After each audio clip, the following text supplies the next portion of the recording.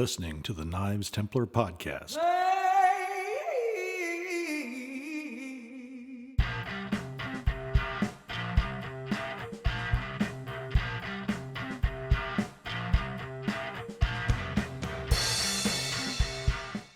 Are you a knife maker enthusiast that's looking for an entertaining discussion about knives and the craft surrounding it?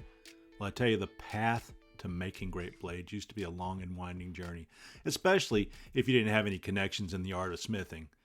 That's why the Knife Templars has come online to make knife making and collecting fun through technical discussions, humorous banter, and educations that's guaranteed to be fun for all. In this episode of Knives Templars, you're going to hear that we're still having a few technical difficulties. We're in the process of moving our studio to Riverside and also working out a few pieces of hardware, so we may sound like we're in a can occasionally, but we're still excited to be here. In this episode of the Knives Templars, we are over the moon to have four great co-hosts: Chris Jones with Steel Dog Knives, Joey Terrio with Boot State Forge, Odysseer Pinto with Pinto Knives, and Eric Rivers with the Rivers Experience, and 27,000 subscribers on YouTube to introduce themselves on the show. We're also going to be talking about that crazy shop injuries that we all got, and also a little technical information around personal protective equipment, which is so important in our shop. I'm Chip Carlisle, the host of Knives Templars and owner of Beardman Knives. I hope you sit back and enjoy our show. Guys, what we wanted to do is take this first episode and let everybody just kind of introduce yourself to the listeners. And we're going to probably throw out a couple quick episodes so they can see what we have to offer as podcasters. And I will tell you, just getting to know you guys and the bumps in the road that we've had kind of getting our equipment set up and still working on that. You guys are a good motley crew to be associated with. And, you know, each one of you, you know that I stalked you to get you on this podcast over time. It was cold and calculated, but in the process, I've made some really nice friends. You don't have to get any restraining orders. You guys live too far away to go stalk. It's great. Just nice buddy. So, hey, Chris. So tonight, why don't you go ahead and get us started? Because you do some really neat work down there in, is it Tomball, Texas? Did I say that right? Tomball, named after a gentleman by the name of Tom Ball, who founded the town. So Tomball, Texas. Tomball, Texas. Well, tell us what you do down there and how you came up with your knife company name, a little bit about your website, and what makes you exciting, because I think you make some beautiful blades. Oh, thanks, Chip. So Tomball, Texas, it's just northwest of Houston. My company's Steel Dog Knives. And that's named after one of my dogs. So I've got two dogs. One of them is a pitty. He's steel gray. He's so cool looking. He's like a pit bull lab mix. And it just, I was looking for a name and said, I wonder what I could come up with. And I was looking down. It's like, my dog's Steel Gray and Steel Dog Knives. And when you have a name like Chris Jones, you go out and look, and there's already a couple of knife makers named Chris Jones. And there's Jones Knives and Chris Jones Knives and CJ Knives. And I was like, well, okay, I got to come up with something. So I came up with Steel Dog Knives. I've been doing this for about 3 years now. I work for a large software company during the week. Love my day job. But I have to have a creative outlet. So for a long time, it was woodworking. I was a woodworker for over 20 years. Lived on the south side of Houston. My dad lived there. And so we kind of shared a shop. And so when I moved up to the north side of Houston for work, it was about an hour away. So I left all the woodworking stuff with him, and kind of for a couple of years didn't really have that outlet, and there was something missing, right? And then 2018 rolled around. I had some emergency surgery. I was laid up in the hospital for 5 days. And I was laying in bed, and I didn't want to be on my phone or my iPad or anything. I just wanted to watch the TV that's right there in the room. They got that little speaker right by your ear. And I stumbled upon a Forged in Fire marathon. Now, my favorite question, not really, this is a joke. My favorite question that I get from people is, hey, have you ever seen that show Forged in Fire? So Chip, have you ever seen that show Forged in Fire? Honestly, I haven't. You haven't? Oh, good. You're like the first knife maker I've ever heard of that hasn't seen it. Now I refuse to watch it because I enjoy saying I've never seen it now. That's right. It's a matter of principle now. But no, It my used to absolute be favorite. when I had an 18-inch beard, which is now an inch long. I People always say, "Have you seen that show Duck Dynasty?" And I'm like, "No, I don't know what you're talking about." They're like, "Uncle Si, you know Uncle Si and whoever the names were," and I'm like, "Nope, never heard of that." About the time they'd walk off, I'd say, "Happy, happy, happy." They'd look at me like, "Oh, you got me." But yeah, I have seen a couple episodes of Duck Dynasty, but no episodes of Forged Empire. Well, yeah, I enjoy it sometimes just for the comedic aspect now as a knife maker, watching some of the challenges that they have to go to and just laughing as people think that that's how you go about making a knife. And it really isn't. And knife making takes a lot longer than that. But, I watched that for 5 days. I was hooked, and it's a new area to explore, but I didn't really take it up right away.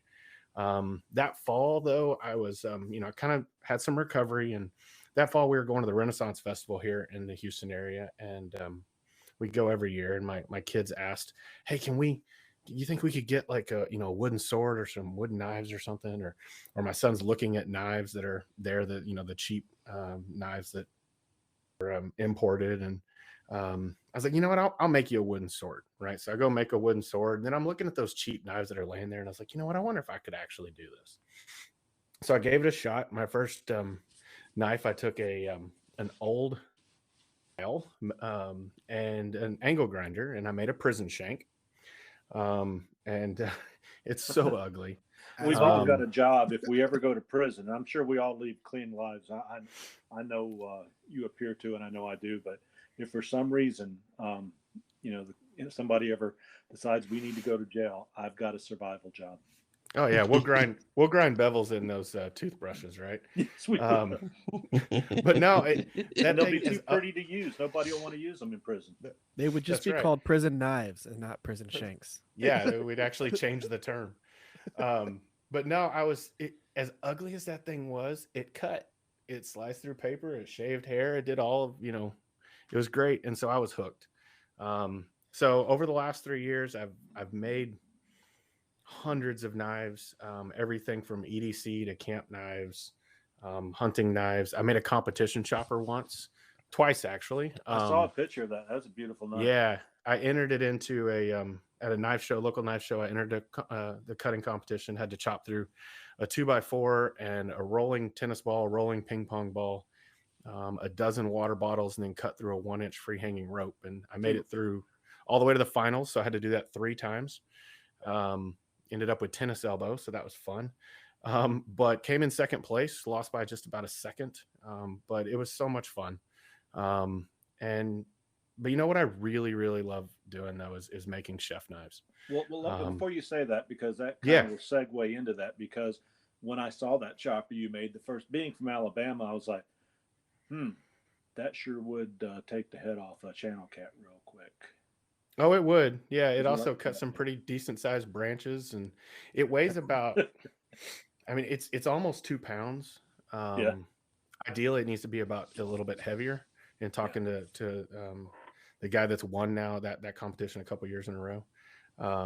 But yeah, it's a beast. But it's comfortable. Well, I did hear you say, holds an edge. Something about swords and all that. So if I send you I sent you some scales. Of course, you sent me some back, so we're even. Yep. So if I send you enough scale, just enough to make me a handle and some leaf spring, will you make me a William Wallace Braveheart sword since I give you the materials?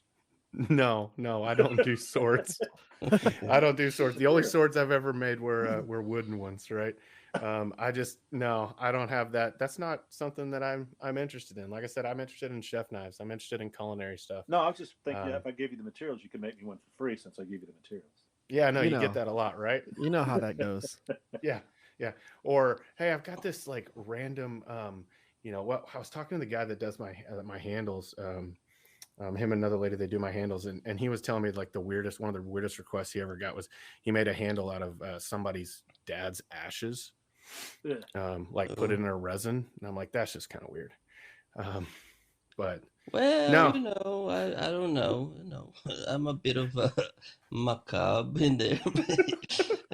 I told my wife that when I'm done and gone, I'm to be cremated and my ashes to be loaded into a shotgun shell and shot away. I've always right. said, I've told my family to just, take my ashes and have them,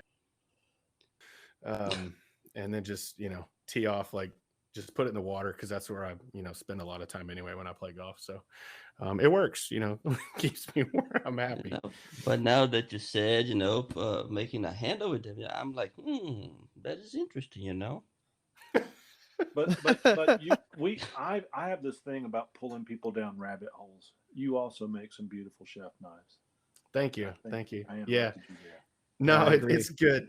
It's what I just love, like that balance between the function, but the beauty and the precision, and grinding the edges, getting it the edge geometry and getting it really thin. And it's just, once I made my first one, I was hooked, and I just had to keep making more. And so now that's what I spend a lot of my time doing. I mean, I'll still do batches of EDCs and hunting knives, but man, I really just enjoy a good chef knife. And everybody needs one, right? Not everybody wants to carry a knife on their belt. Not everybody goes Yes. hunting or camping, but everybody cooks, right? Everybody needs a chef knife. They may not all want a really nice one. Maybe they want that $10 one from the $10 Forged and Fire knife from Walmart. I don't know if you guys have ever seen that commercial where it chops through bone. Yeah. It's hilarious. Yeah, Chinese made knife, I believe. Oh yeah, yeah. But no, I just love making chef knives. So it's and I keep trying to push my boundaries, right? Make things that I've never done. I just made a couple of nikiris, so like Japanese vegetable choppers, which were pretty cool. And just try something different. I think it's neat because we all love, and you see a lot of these guys. I'm not a big tactical knife guy. I don't, I'm not really into that style. And we all have styles, so you can't say one's right or wrong. I know Eric is all over so many different styles and make knives, but I tend to, because I'm an outdoorsman and do backpacking and all the stuff I've done through the years from an outdoors perspective, I love a good knife. Now, I will tell you, these giant bushcraft knives, even though I make them and I make pretty ones, in my opinion, I make pretty ones.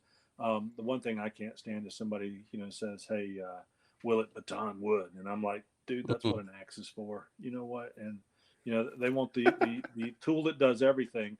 But will that thing baton wood? And I don't really like to sell those to people because I don't want them beating up my knives, even though I know it'll work. I just don't want them beating up my knives. But you made a very good point because I enjoy making those types of knives, bushcraft and those decorative knives. But I have found that there's really the bigger market or the bigger, however whether you're gifting them, whether you're selling them, whether you're just collecting them, is cooking cutlery, and they're beautiful, and also teaching people a little bit about black steel and how it has to be cared for. And they're like, "Ooh, but I want stainless steel." And you explain to them the properties of stainless steel, and then if they look in their drawer, those old 50-year-old knives that got passed down from grandma are black steel knives that they cherish still, and they see what they look like. But for me, I've started making some knives with like 2 3/4 inch blades and small little EDC knives that you can just carry on your hip or in your pocket, full tang. They're not folders. I don't do that. It's just like that's kind of almost an untapped market because everybody won't want to make the big Bear Grylls knife, knife, excuse me. And I don't know if that's necessarily they're showy knives, but they're definitely not, in my mind, the most usable knives for everyday use. When that's how I want to see a tool used. Well, you mentioned backpacking use, and I'm a pretty avid backpacker myself. Just something that I got into the last couple of years. And I actually have a backpacking knife that I make that's just it's got like a 2-inch blade. It's about 5.5 inches overall. It's got a skeletonized tang. So I have them water jetted because if you've ever tried to make a skeletonized tang by hand, it's quite time consuming. But I have some of those. Then I paracord wrap the handle and just put a little Kydex sheath and just put it on a on a lanyard. You can wear it around your neck or put it. The whole thing weighs about 3 ounces. So next time I do it in one of those batches, I'll have to set one aside for you and send it your way and have you test it out on the trail. Hey, we'll have to try. Yeah. My backpacking knife is a full size Bowie. See, you're the people I walk up on the trail that I'm like. I mean, "Please don't kill me, please don't when kill you me." step into the woods, and you go walking, I used to go walking a lot and taking nature photography and stuff, Right. And when you're out there, you really don't know what you're gonna be coming up onto, right? I mean, so I mean, I grew up watching Rambo and stuff, and I like a nice beefy knife on me, right? Saw If teeth you're on going the to back. come barreling out of the being submerged in a river, you want to come up with a knife that scares Of everybody. course. Otis here paints all, covers himself in mud, hides against the tree. Yeah, It's a machete with a clip point.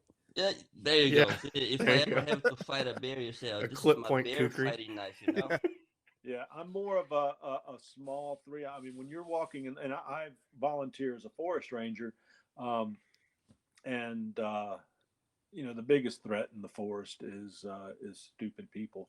And when I mean stupid people, I don't mean the people that accidentally get lost or do things like that. I'm talking about the people that are out there doing stupid stuff. just doing stupid stuff. Yeah, I came up onto some people like that a couple of times, and it's kind of scary, Well, the good thing I is I had have to something that won't let them get. once I had a kukri on me. I was hunting, coming out of my hunting plot, Uh-huh. and I released the safety button on the sheath of my kukri. I had a K-bar kukri on me because they were kind of coming up, and I released the safety button on my kukri and pulled the safety off on my crossbow. I said, okay, this is it. Well, Luckily, they backed down on me. If I ever hear dueling banjos start to play, I've got something that won't let them get within 50 feet. So, and if they do that, then we'll break out the knife. But in all the years I've been hiking, I've never been scared. I've done the parts of the Appalachian Trail. I've been through Alabama, up in Michigan. I hiked the Great Wall of China for a whole mile and a half. But I can say I did. That was probably one of my best hikes in the world because there was some poor guy, a nice Chinese fella, and his job was to carry a cooler without wheels on it up this section of the wall that was repaired. It was outside of Beijing, and he carried it a mile and a half up there because he knew he could get the most for a bottle of beer that high up on the that far out because there's nothing there to drink, and this guy's selling Heinekens. Oh. And everything in China is a negotiation. There's not a lot of negotiating, just a smiley guy selling high-priced beer. And probably the best beer I ever tasted was on the Great Wall of China, a mile and a half in. But being out in the forest and all, I've never really been scared except for the occasional Bigfoot sighting or whatever. Hey man, you never know what you're gonna come up into. You never know what you're gonna see. So that's my thing. If I ever come up into a situation where some extra force is required, I rather have my 10-inch buoy on me than not against itty bitty blade, just in case I carry both. It's all good, but when you're backpacking for 12 days and you're going up the mountain and down the mountain and up the mountain and down the mountain, every ounce counts. You wouldn't believe how much gear I've seen thrown off on the side of the trail. Nothing. I mean, nothing like whole backpacks, but I've seen my friend Cody, who's my backpacking partner. I walked because I was so tired and it was so hot. I walked right past a very expensive Bowie knife out on the trail, and he said, "Is this yours? Did you drop it?" I'm like, "No." And I looked down. He had this really cool knife, and he's like, "Well, I guess it's mine." And he carried it out of there. But I mean, it's just you're just like you said. I'd like to go. I'm not an ultra lightweight hiker or backpacker, but if I'm out, I like to keep it under 25 pounds if I can, and that's going over for like 2 days or something like that. But having the right knife while you're out there and whatever suits your particular needs, it's good that we have the ability to make that. Yes, that's one of the. We lost somebody. Eric. Yeah, I think we lost Eric. He'll be back. He'll be back. Yeah. Yeah, I mean that's one of the the fun things about making knives is that, okay, I want a knife that I can do A, B, and C with it, and you don't really have to go out and buy one. You can just draw it and execute your design, and see what happens. That's one of the great parts about doing what we do, Oh, absolutely. right? I mean, I was looking through your Chris's Instagram account just now, and I saw that chopper you made there. Is that the green one with the Curie Knight handle? That That's the the one you're first one talking I made. about? That's the first one I made. It was 5160 leaf spring with the Kieranite handle. I made a second one this year. The Kieranite, I love Kieranite as a handle material, um, but on a chopper, it didn't work as well. Right, I wanted something that was a little grippier, maybe had a little bit. So I did the layered G10 that has the rubber and G10 layered for this last one. So it was red and black. And I changed the design a little bit, gave it a little bit, a little taller blade. When you're doing those cutting competitions, the blade's got to be 2 inches tall. And mine was like 1 and 15/16. And so I wanted to make it a little bit bigger. But yeah, it's a fun little chopper. And you mentioned my Instagram. Let me go ahead and throw that out. So it's at Steel Dog Knives, or steeldogknives.com is my website, and I've got a Facebook page as well. So yeah, give me a follow and send me a message, and folks can let me know if there's some culinary knives that they're interested in. Yeah. Well, I tell you, you won't be wasting any time if you go out and check out those steel dog knives, because they are beautiful. Very, very, very talented maker for sure. Thank you. And I tell you what, now we're going to go into our interview and our discussion with our buddy, the Riot. That is his name. His name is Joey Terrio, and he's from Louisiana. So we're going to jump on in and let him chat with us now.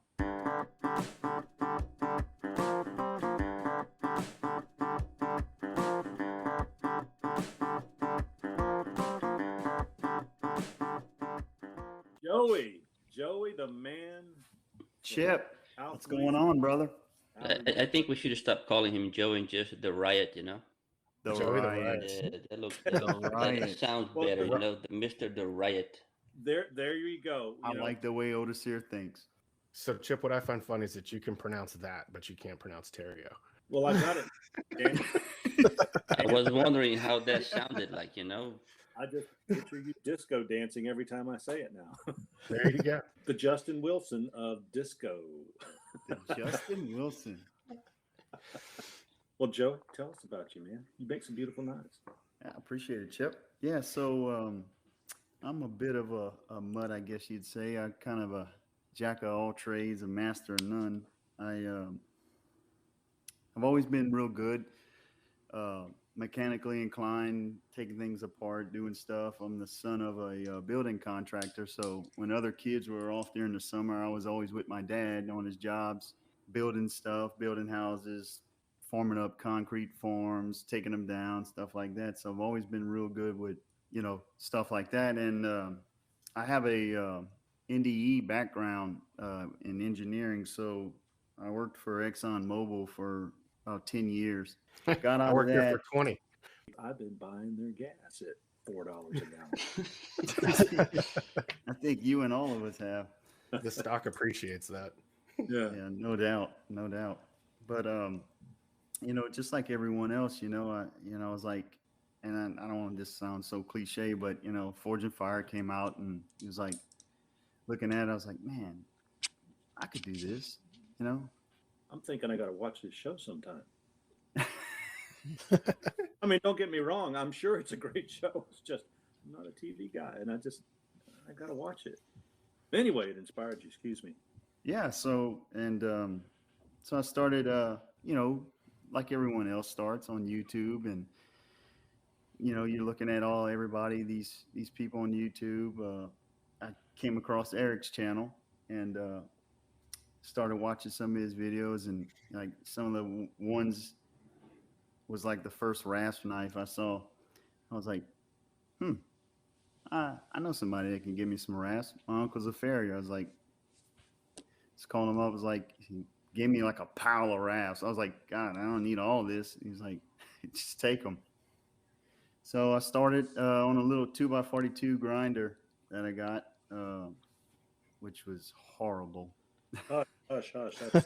I had that grinder. I think I've told you guys. I call that the Dremel of grinders. No, You no, no, are- no, Dribble no. of grinders. I got has you a- all beat. I got it- you all beat real It has a bad. 1/3 horsepower, right? So the only Yes. way to make up for the fact of the lack of power is to go as fast as humanly possible.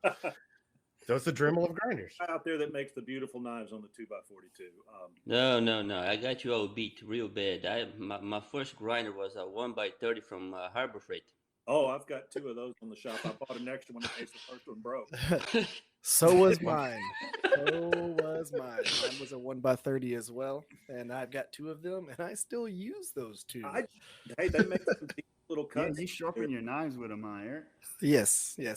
I'm sponsored by a sharpening company that actually supplies the belts and the leather and all that stuff. They send me everything. It's a Pro Sharpening Supply. They have a bunch of stuff on Instagram, but yeah, they send me everything for sharpening, so I use that stuff often. Well, I sponsor Harbor Freight. Right. So I bet plenty of people who make knives do. Yeah, they don't tell anybody I do, but I'm still probably one of their biggest sponsors. Not so much with grinding belts and all that stuff and grinders and stuff, but I made a clamp, a quenching clamp to keep straight blades, and clamps and this, that, and the other, or saw blades and stuff, or files. That if you need something quick and dirty and quick, a lot of times it does the job. It should be called Harbor Freight and Beginning Knife Maker Store or something like that. They don't know. Maybe they do know, but they don't know that how many people coming in there are starting this great thing that we did. I've been using their Portaband for 3 years, and I've smoked it out twice. Where it seizes up and smoke starts coming out. Still works. Same. Still going strong. Is that bar or whatever? The Bauer. Bauer. Yeah, the Bauer. Yeah, I burned up 2 of those. Wow. I burned mine up twice, and it keeps running. So I'm sure it'll, give up the ghost at some point. But right now, it's still working. Y'all see me use it in my videos, man. I use it to cut wood. I use it to cut steel. I use it to cut everything. Yeah. Mm-hmm. Well, at the price, you can afford to go through 3 or 4 over a couple of years. I bought their torque drill and the torque settings on it, and it's like $29, and it's been working beautifully for everything. I wouldn't build a deck with it, but for the things I've done, it's been fine. And I'm like, if it dies, I'll spend $29 more. So, but I do buy good tools. I don't want to. I'm sure we all do, because we'll hear about some of yours on other shows or even today. But Mr. Terrio, Yes, sir. we cut you off. Oh, that's fine. I mean, so yeah, like I was saying, I watched Eric's videos and a couple other YouTubers, and the first knife I ever made was a rasp knife, and good gosh, it's kind of like Chris, this thing was wicked ugly, but it would cut, and just like him, I was hooked, and just kind of wanted to dive into it even more, and just started getting more tools. I built my first forge, and it worked okay, and I was like, man, it was all right. I was like, it could be better. I mean, it shot like a flame out of the front of it, like 3 or 4 feet. I was like, this probably shouldn't be doing this. So then I kind of took a step back, looked at it. I was like, changed a few things, finally got it working right. Started getting good steel, and started making knives. Slowly progressed. Started, learning a little bit more about it, and here I am today. It's funny you say that, because if you look at my webpage, it's a progression through life learning. And I always tell people, they're like, when am I going to get my knife? And I'm backed up now, and I'm like, you do realize every one I make is a little better than the last, and they feel a little better about that. So, it's amazing, that journey. That was actually a good segue for them to talk about their websites as well. Heck yeah. Heck yeah. Oh yeah, I forgot to mention that. Well, go. Yeah. Mine's pretty easy. I got steeldogknives.com. Go figure. Nobody had that domain. I'm also Steel Dog Knives on Instagram. That's where I'm active the most, and I've got a Facebook page as well. But you can reach me on any of those.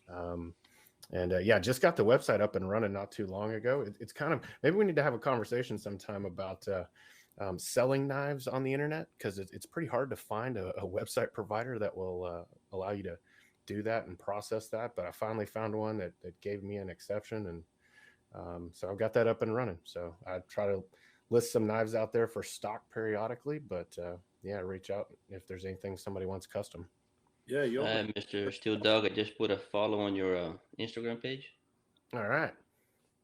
You know, you almost feel dirty selling knives online. Gained another fan. I mean, there you go. The best part was I reached out to a number of providers and said, hey, I want to, I'm trying to sell knives, and it says in your policy that you can't sell knives. And so finally I found one that said you could sell cutlery. And so I messaged and I was like, okay. And I have an email from them, and I'm going to save it forever, because in case they ever come back, and it says, as long as you're making kitchen knives that are not intended to harm someone, you're okay. And I thought, you really just don't know how knives work, do you? Guess what? They're all sharp and they're all pointy. It's like, have you seen Halloween? Yeah. Goodness. Hey, I like Jason better. For sure. So the Riot, you got the riot.com? The riot.com. No, I actually don't have a website. I have a Facebook and Instagram. It's Facebook is Boot State Forge, and my Instagram is at jterrio or the Riot 30. All right. So that was Joey, and like I said, he'll be on some future episodes. Us guys, we're all family, man. I've got grandchildren, and everybody else here has got families, and Joey was out on the ball field today. I think he is coaching, if I'm not mistaken, helping to assistant coach his son's team. So down there in Louisiana, where the ice don't grow because they can't play hockey, they play baseball down there. I'm a big hockey fan, and the Dallas Stars never did it for me. I'm a Detroit Red Wings fan, just so you know. Oh, see, I'm a Stars fan through and through. Well, let's see. How do I hit this eject button on this phone? Actually, you had some really good players on the Stars that I always enjoyed. I grew up in DFW. That's where I went to high school, and the Stars came when I was, and like junior high school, and they won the Stanley Cup when I was in college. And I played inline hockey in college, and just have always had a soft spot for the Stars. I love my Stars. So I actually made a Dallas Stars knife one time. The North Stars, so they did come from a northern team. When things shifted around. Yep. But the Stars, the St. Louis Blues, Chicago, New York, there were always Toronto. There was always some teams that I was particularly fond of. Same. But I was also, I'd say, I live 2 hours below Nashville now. I won't go up to see a Nashville game because that was the one rivalry I just can't get in with the team. So Huntsville, Alabama has a junior league team that I do like to go see. There's a lot of injuries in hockey. I love hockey. I absolutely played hockey I started skating when I was 4. Played it. I've coached it. All my friends that are now in their late 30s still play pickup games, and both roller and ice. But yeah, we played roller hockey, we played ice hockey, and I did that for, like I said, a very long time. Some of the kids that I coached are now work at the same company that I work for, which is pretty cool. Oh, wow. But hockey was always a staple in our household. We traveled a lot for hockey, and now we have an ice hockey team and an ice rink in our town. Our little bitty town of Wichita Falls has its own ice hockey team. Well, I will tell you, I've got my Bauer skates and I've got my sticks and all that still out in my garage. And if it ever freezes over in Alabama, who knows? I got in an old timers league. But you notice I didn't mention the Capitals there, Mr. Pinto. But my wife's from Baltimore, so I should have mentioned the Capitals as well. They're all Capitals. Yeah. So, but I said, there's a lot of injuries in that, and that's going to kind of segue us into what I was going to chat about. I hate to say it. if you play with knives, sometimes you get cut with knives, are the tools that make them. So I'm sure we've all got a story here or there. What's the Well, so mine, mine was I woke up one morning. I just finished a knife the night before. Um, had the Kydex sheath, and I'd laid it out, put a little coat of oil on it, and woke up that next morning. Hadn't had any coffee or caffeine yet, and went to go. This is a 10-inch barbecue slicer, nice sharp point. And I went to go insert it into the sheath, and I wasn't paying attention. I was talking to my wife, and I missed, and it just slid right past the sheath and right into the palm of my hand. It went about halfway into my hand. And I look down and I've got this little slit in my hand, and I just look at my wife and I said, I got to run to the urgent care real quick. And since it was 7 something in the morning, I think it was Black Friday, I go into the urgent care. And my favorite part of the whole story is that I get in and I'm the only one there. So is this nobody in the palm or the top of your hand? In the palm, right in the palm, right on like the lifeline. Where all the nerves are. Where all the nerves and everything are. And I get into the urgent care, and the lady that's working there, I thought we were the only two in the room, but apparently she had some other friends that were there that I couldn't see. So when she asked me what's wrong, I said, well, I'm a knife maker and I accidentally stabbed myself. And she just kind of turns over her shoulder and just kind of says it fairly loud. And she goes, he just said he's a knife maker and he stabbed himself. And just starts dying laughing.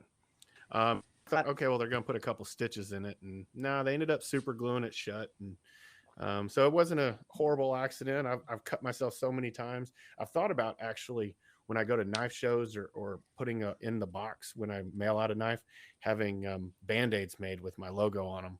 I know knifekits.com does that. It's my favorite. I love it. Every time I've got a stack of, like, I order all my Kydex and stuff from Knife Kits, and I've got probably a stack of 3 or 4 of those just in the drawer right there. And I was like, man, what a great thing. Like, or at least have Band-Aids at your table when you're at a knife show, because I've seen so many people come up and go to touch them and like, oh, is this sharp, and run their finger across it, and like, yeah, you moron, it's sharp. Here, have a Band-Aid.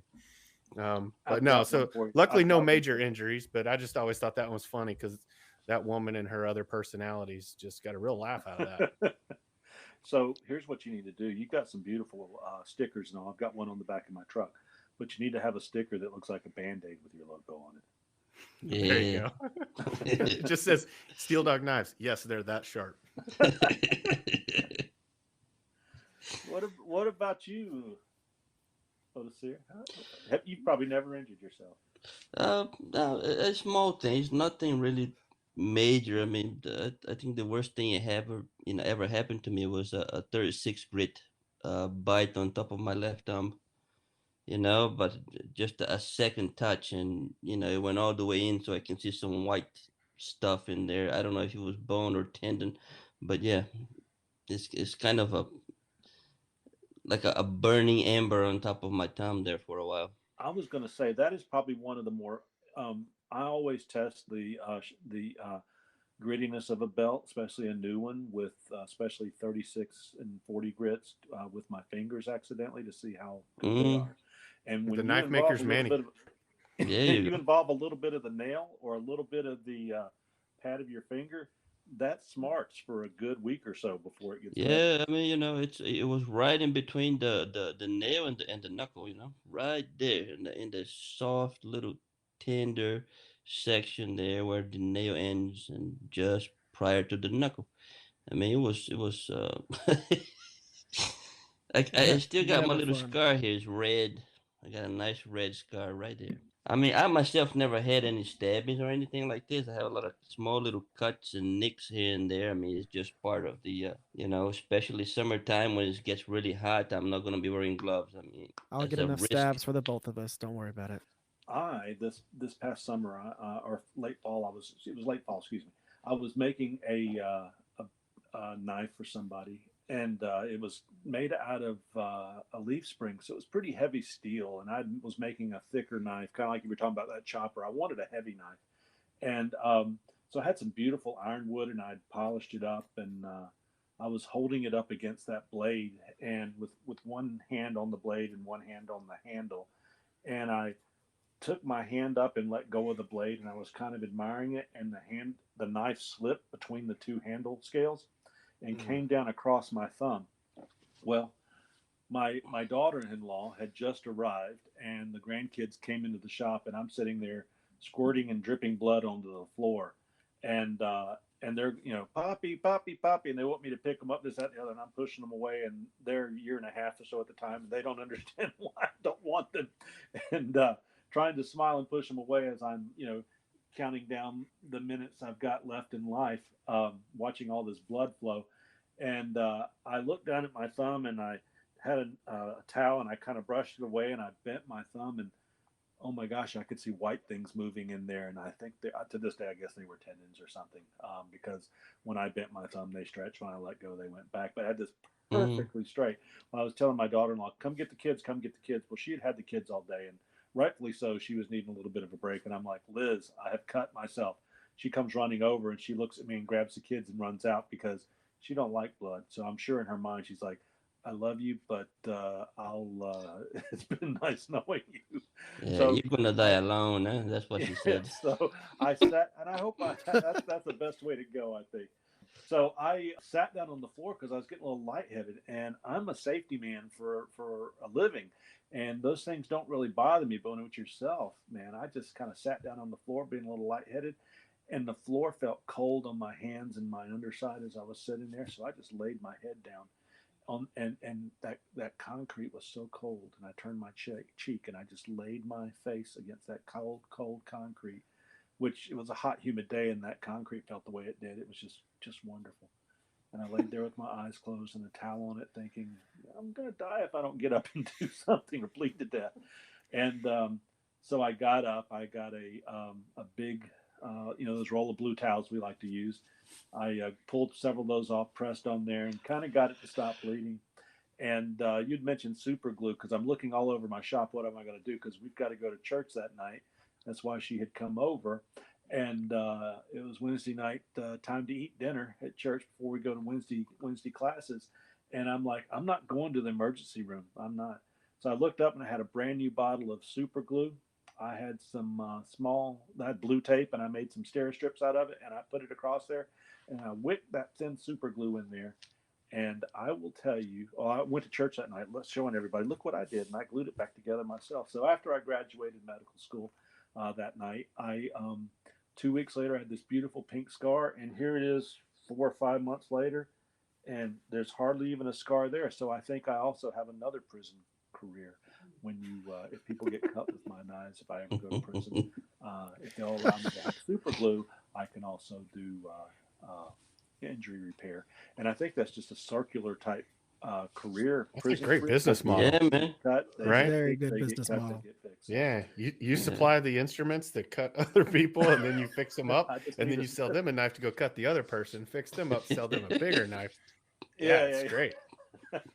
So we're going to talk a little bit about safety gear here in a little bit, but I do have specific safety gear that I keep that I think is very important, and I'll just name those off now. I keep 2 big blood stopper bandages. I keep some splints. I keep a betadine solution. I keep stair strips. I keep super glue, and just normal band-aids as well. And I forgot to tell you the part about dumping acetone on my hand and about setting my hand on fire when I cut it that day. But I also keep a little spray bottle of alcohol in that kit as well, just to go ahead and hit it, because I keep a tetanus shot, but I also want to make sure nothing gets infected there. So that's kind of, I guess that's the moral to the story. There's nothing funny about that. That's just preparedness. But I will tell you, yes, I've laid on the cold floor watching my first person in history to die from bleed out from a thumb injury. Now I got some sympathy and didn't have to do housework for 3 or 4 days because there you go. To my wife that way. So. Do you see this hand injury? I can't do dishes. So I bet Eric's got some good ones because he's been making knives a long time. So, so with mine, of course, one of the big ones that people know about, of course, the good old accident with the insanity builds, which were, appropriately named. Now, those things were, definitely some of my more wicked things. My wife doesn't even like looking at them because she thinks that they look too much like scythes and that they look too creepy. But Yeah, so I did the awesome mistake of leaving a knife in a vise, and leaving the shop, coming back, not paying attention, going through and cleaning, and caught my elbow with the tip of the larger Insanity build, which is about a 26-inch knife. And I guess at that point you might just call it a sword, but I still called it a knife. And those things, of course, were built like scythes, so they have that hook shape to them, and they are very pointed. And I was just in the hand sanding process with this knife. I hadn't got to the point to where I was sharpening it, which I lucked out very much so that it wasn't sharpened yet, because whenever I had it in the vise and it was just sticking out in the middle of my shop, and I come in the next day, start vacuuming, cleaning, things like that, and then I just go to walk by it and I feel my body stop, something, kind of bite into my elbow. And it was one of those things where it happens and you don't feel it, but you know it's there. And it stabbed straight in. So with it, it was purely took the whole tip of that basically sword into the elbow, and it instantly started swelling up. I've been cut, I've been stabbed here and there. I've had those type of things, and typically you just bleed. This was the first time that it actually like went in far enough that the muscles were just like, nah, man, nah, we're not okay with this. And it it started swelling up, started getting big, and of course it was. I still have all. I'm looking at them right now because I'm in my shop right now. I still have all of the blood uh, droplets, all the little spots where the blood dropped, because I don't really do anything that's wet in that area. The only water spots that you see were the blood that came out of me. I did this, and it was interesting because whenever I stabbed it into my elbow, it's one of those delayed things that happens where you're just like, "What the heck is that?" And then you just instinctively pull you pull yourself off of that thing, and that was whenever it really started bleeding and swelling up. But yeah, I just caught it, and it was absolutely not a fun experience because it went in deep enough that it, like I said, it really punctured the muscle in my forearm, right there where your forearm meets your elbow, just on the outside. And yeah, it was uncomfortable for about a week and a half. And then, like I said, I was lucky that I sharpened it, because if I would have sharpened it at that point with how sharp those are, it would have sliced all the way through and went out the other side of the elbow, and I would have had to had a lot of surgery to make to where I could use my arm again. So it was definitely something that could have been way worse, but could have been easily solved if I would have just taken my vise and turned it sideways so that the whole sword wasn't just sticking out into the shop. And it's those simple things that you go, oh, from now on, I'm not making that mistake. I'm going to pay attention to these things. Yeah, you've got to support that knife when it's when you're hand sanding. I've done that before on a chef knife where I get my edges down to about 12 thousandths of an inch, and I'll just be sanding, and maybe the edge was only hanging off an eighth of an inch over the piece of wood that I've got as a backer there, and I'll run my hand across it, and accidentally as I'm sanding, and it'll slice you open. I even saw today one of the guys posted on your Facebook group today a picture of a beautiful knife he was working on, and he was hand sanding, and he had about 2 inches of the tip hanging off the end of the wood. And my first reply back to him was, hey, do me a favor, get a bigger piece of wood, move the knife, something that you don't think about it, right? You're like, oh, correct. While I'm sitting here hand sanding and I'm stationary, it's fine. And then next thing you know, your phone goes off, you get up to go grab a drink or something, you come back and you just completely forget, or God forbid somebody else is coming through your shop, and you got a kid or something. Just that. it's not even just that. If you have that tip hanging off the edge there, if you're hand sanding, going back and forth, back and forth, back and forth, there's a chance that you could skip off that, Oh, come back absolutely. and stab yourself in the finger. I've stabbed myself in the finger plenty of times before I got used to doing that. And I've got 3 different types of wood with clamps built into them for hand sanding now because of, things like this. And it's definitely something that can be really scary. My wakizashi that I have, the sword that I had made a little while back, that has a 0 edge on it. I didn't actually with a sharpening system. I sanded it all the way to its sharpness. Yeah. And when you get to that point, you could slice through your sandpaper, especially whenever you're at 2000 grit sandpaper, which is basically paper, and you're sanding that. If you accidentally slide your thumb or do anything, it slices you right open. Yeah, man. Yeah. It's super sketchy, and that sword it has amazed me. I've never resharpened it. It's the exact same edge that was on it since then, and I've cut trees down with it. I've done everything, but it's that 0 edge. It was the first time me actually going through and doing a 0 edge to where it's completely from sanding and not from a sharpening system. And that right there, my friend, that's where total focus come into play. Because 100%. if your mind is floating around, you're thinking about anything other than that moment that you're hand sanding right there. Oh, dude, you're gonna lose a thumb or something, man. Because it's going through. There is no Yes. stopping, man. Oh, So 100%. And I'll tell you, whenever we get into like safety equipment or something like that, or the appropriate equipment, I'll do the other story about the burning steel hitting me in the face. Ooh, that was another one that hurt. Yeah. I have accidentally touched a piece of metal I was forging.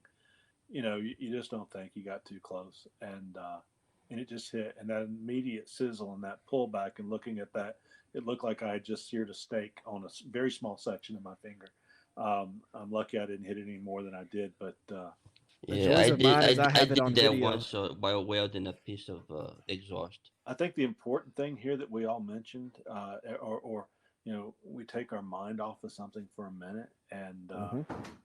maybe we found the cure for diseases of the aging. So hopefully it'll help for me, because if you take your mind off of anything, especially with the tools and things that we use, you've got to stay sharp. You've got to keep your mental acuity to what you're doing, especially with things that are spinning and turning. Being a safety engineer, oh yeah.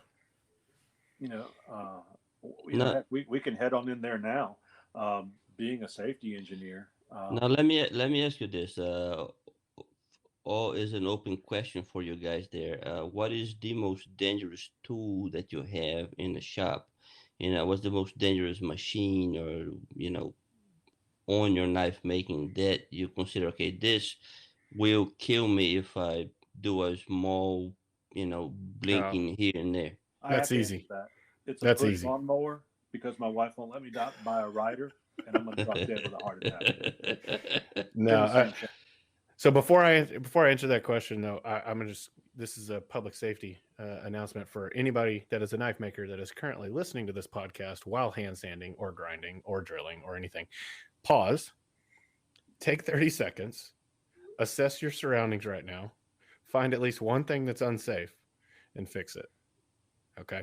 You just have to do that every now and then, right? Stop and assess the situation. But it's pretty easy. The most dangerous piece of equipment in that shop, in my opinion, is the buffer.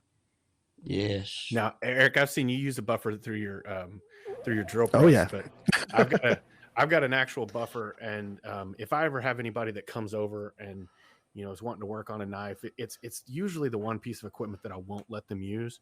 Not at all. Because most people want to just really lean into it. And one of the things I show them is I actually take a piece of metal, a little scrap piece of steel, put it on the end of a 2x4, get that buffer going, and then take that piece of metal where that buffer can grab it and watch it just throw it into the wall. Yeah, because Oh, you're yeah. doing it at high Yes, RPM. People yes, don't yes. understand that. You know, The they only think knife it's maker that because I'm it's aware just of that's died in the shop died because of the buffer. I'm sure there's plenty that over the years, but I know just in the last few years that I've been doing this, the only one that I've heard of was a maker that the knife got caught in the buffer and the buffer came back around and threw the knife back at him. yes. See, I And heard about that's where this. I'll talk I about think it. it was in Alaska, right? Yeah, that's where I'll talk about a piece of safety equipment too that Sure. can help protect against some of that, not all of it, but some. Yeah, I was thinking about making me like a steel plate to put it on my chest or something. So I've got two of them that are what I consider to be the most dangerous that people don't really think about, and I get comments on it all the time. So the obvious one would be my portaband saw.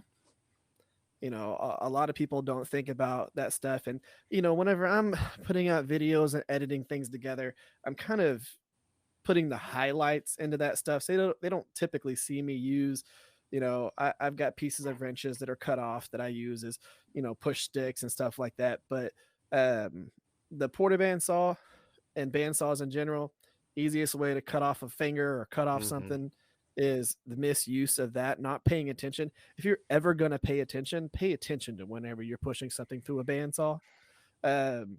Because they're not forgiving. Yes. They will take off whatever you put in them. And only go as fast as you need. Exactly. Don't crank it to max. Well, I personally seen some of those injuries, and they're kind of very very gruesome.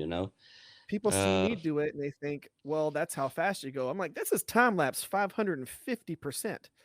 So whenever you see me cut on the porta bandsaw, it's 550% time lapsed. It takes me a while to cut through these things because I got my bandsaw on low speed so that it's max torque, and I'm just going with the flow. It takes it off as fast as it takes it off. I don't have to use the dang you gotta handsaw. let the tool do its job. Yeah.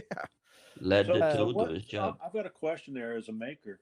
I've been considering getting a bandsaw, and at 500 times speed makes it really look efficient.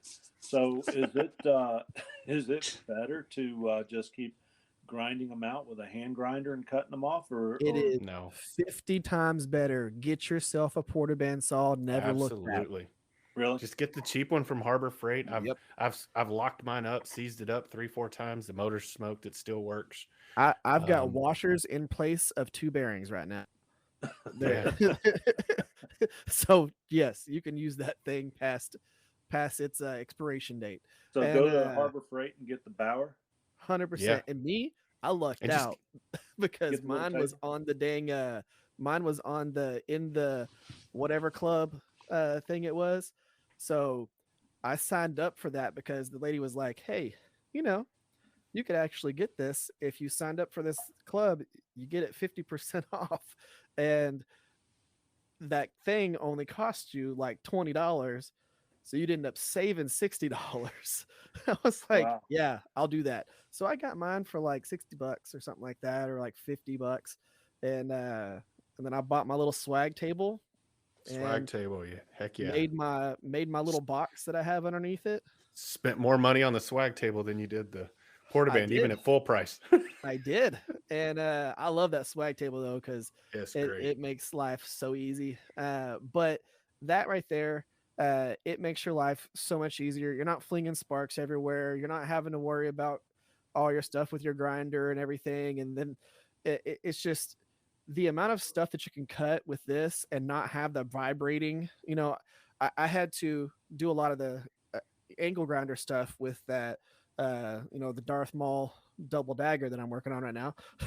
And by the time it was all said and done with that piece of steel, my hands were shaking, everything from all the grinding action. Went through 3 grinding wheels. It was, nightmare. But that particular tool is one that you can easily not think about it being a dangerous tool because you're just there cutting steel. It's not moving fast. You don't think about it, but you can easily cut a finger off or whatever. But the number one most dangerous thing that you can have around you as a knife maker is your forge.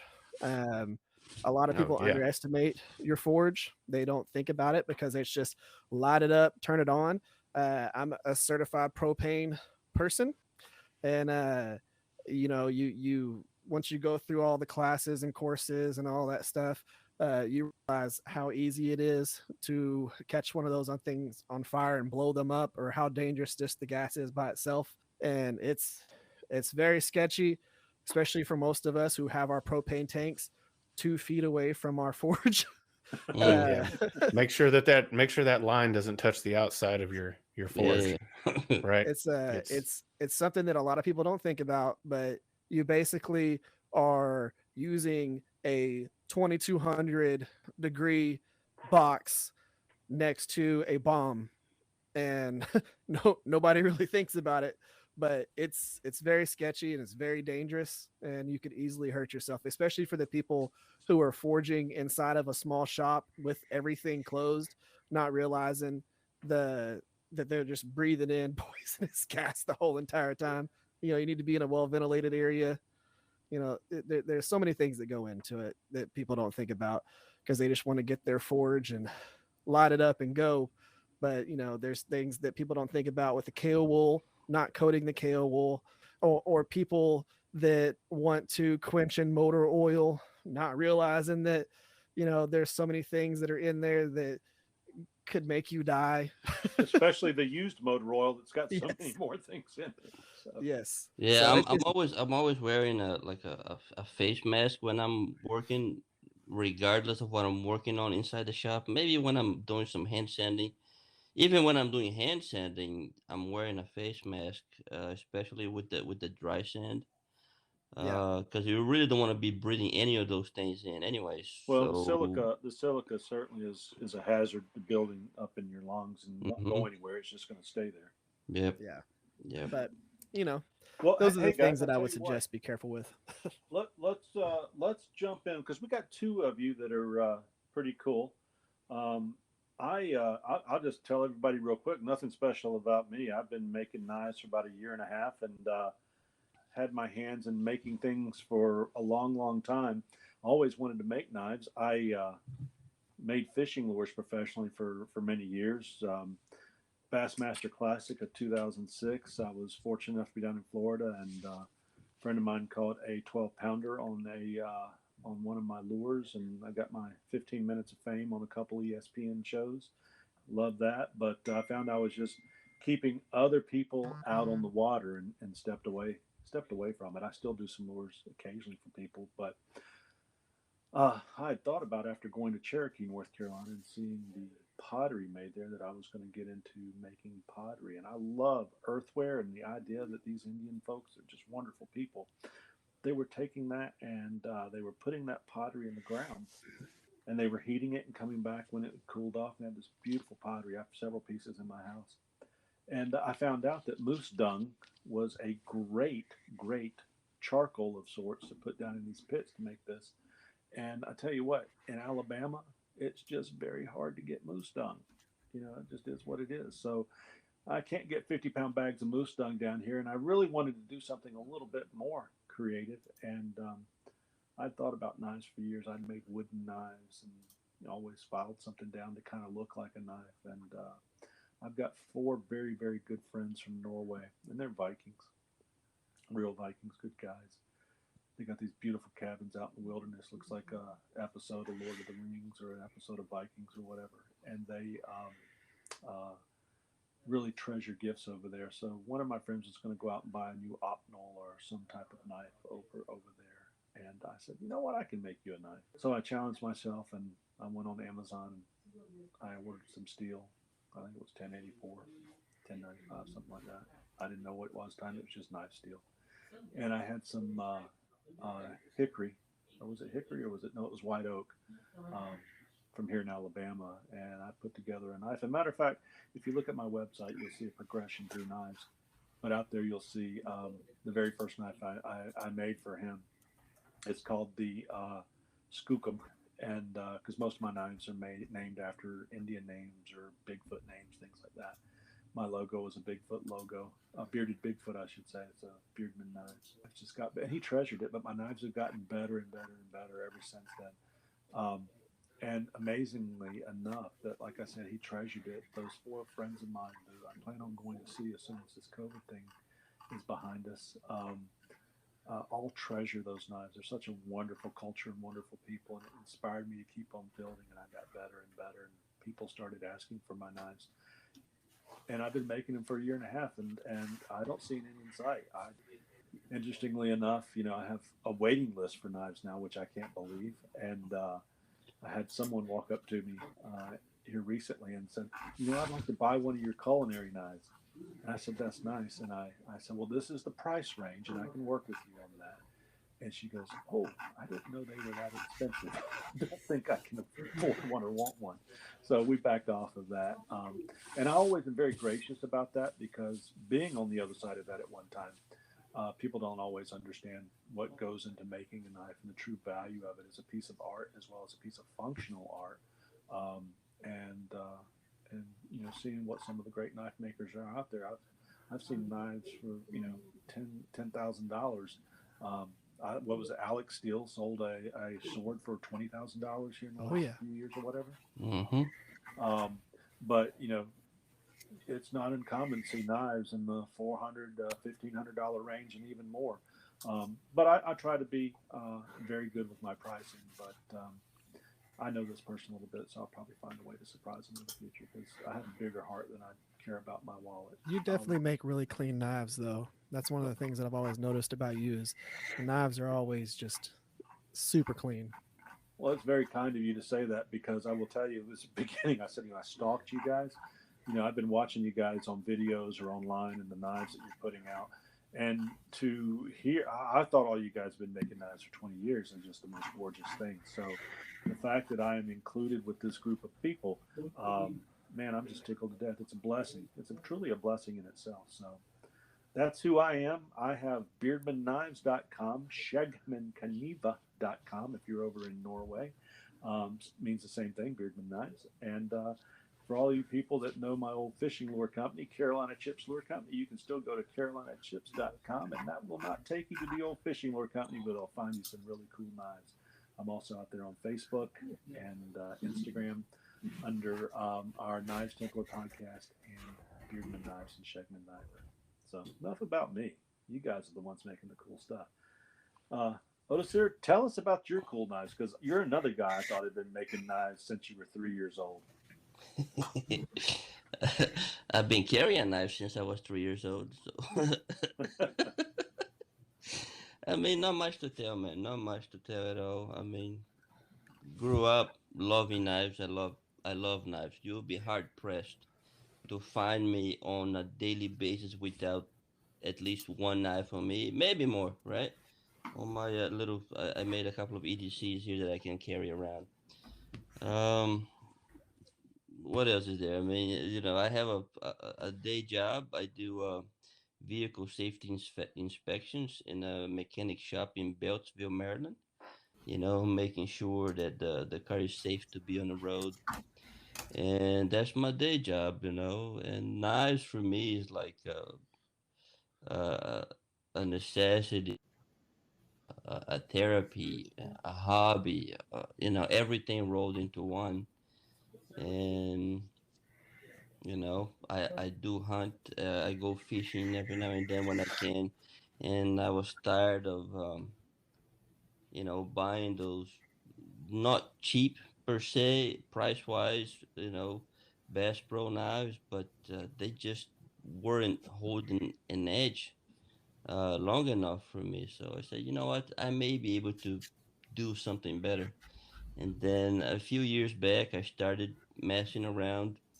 I improvised a charcoal forge inside the shop, and that didn't go very well. And then, got me a propane forge. That worked really good. But I was doing it on and off, a knife here, a knife there, just when the opportunity arose. And then I kind of stopped for a good 3 years. Didn't do anything, no knife, no blade work. And then about a year ago, I started getting the interest back, and decided to go serious for the past, I don't know, 6 to 8 months. Took a few classes, started learning more and more. Watching YouTube is good.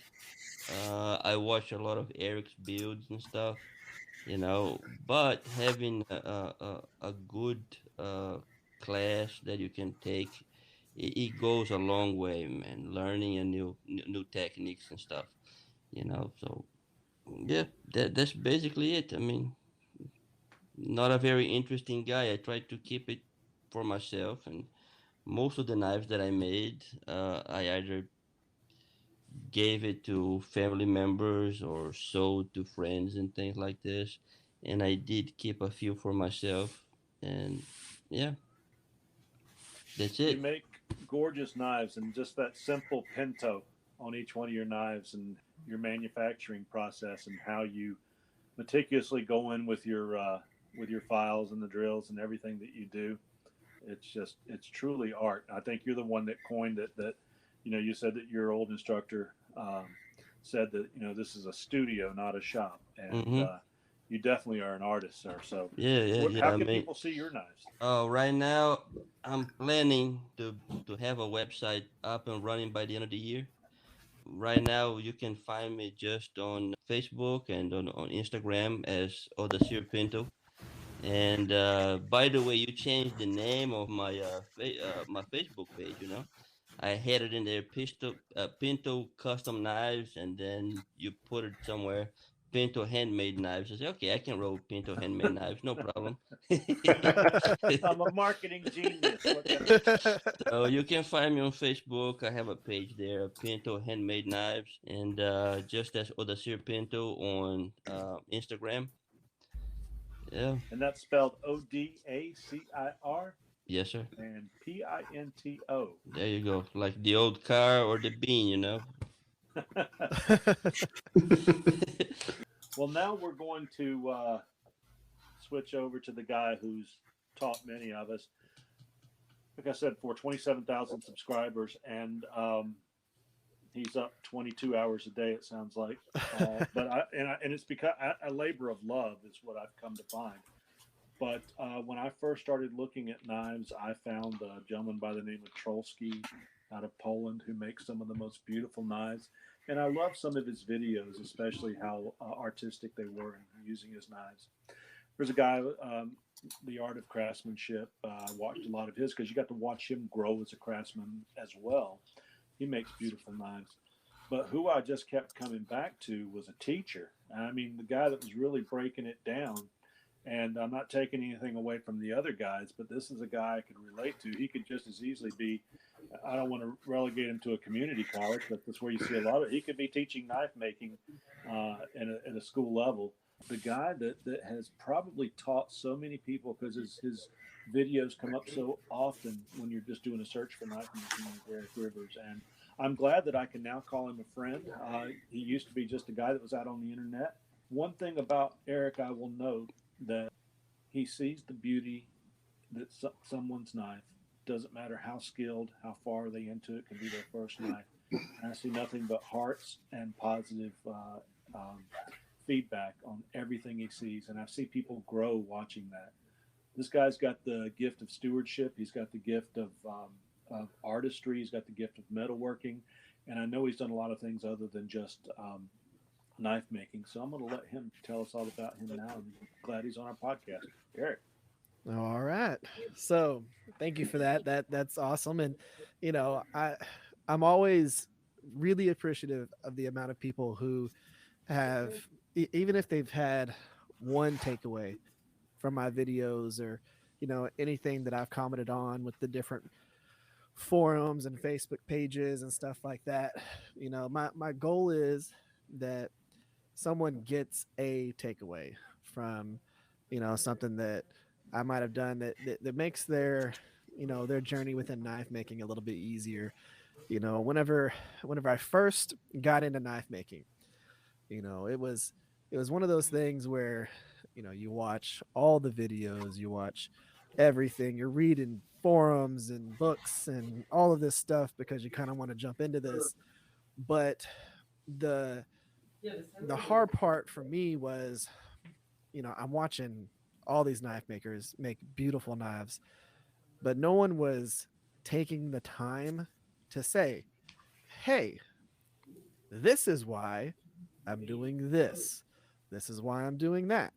This is where we would transition to this.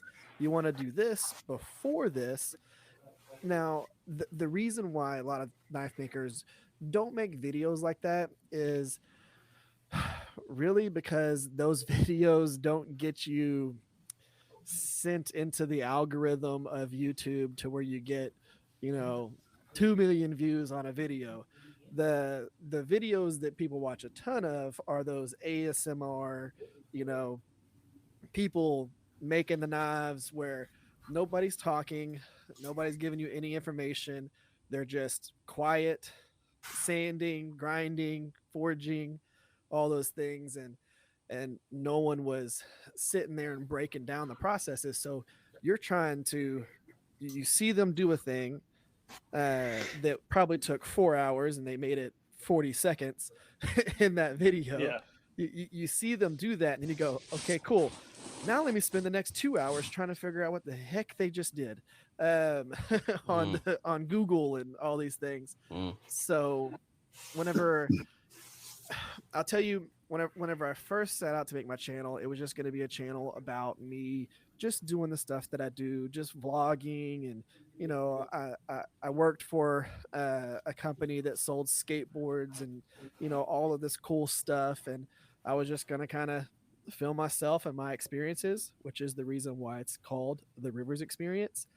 And I was just going to do things like that. And then, I also worked in my shop, so I filmed a little bit of building a workbench and doing things like that. And then I decided, I've been a knife collector for 20 years, and there's so many knives that I've wanted to buy, but most of those knives are in that $1,000 plus price range.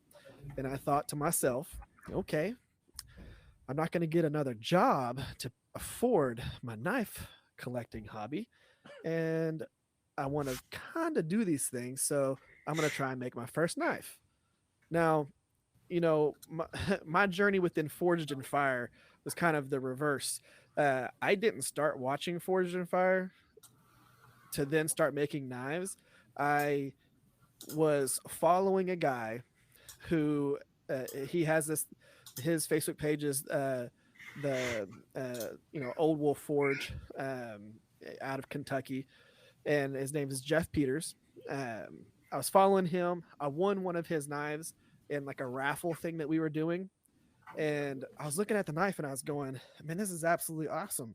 I bet that I could recreate this because I saw how he made it. He was posting videos on Facebook and stuff like that, how he was making the knives. And he's in a little 1-car garage with half the tools he made, forge that he made, all of this stuff. It was made out of like a toolbox that was lined.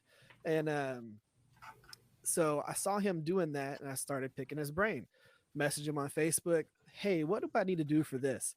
What do I need to do for that? Because there was no real videos that taught you that. And he was just like, man, all you need to do is this, this, this, and this. And then once you get to that point, let me know. And he told me to get a file. He told me all I would need to do is temper it in the oven, that if I want to drill through it, all I got to do is get a torch and anneal the section that I plan on drilling through, and what that actually meant, the word anneal. And I thought, okay, I'm going to do this.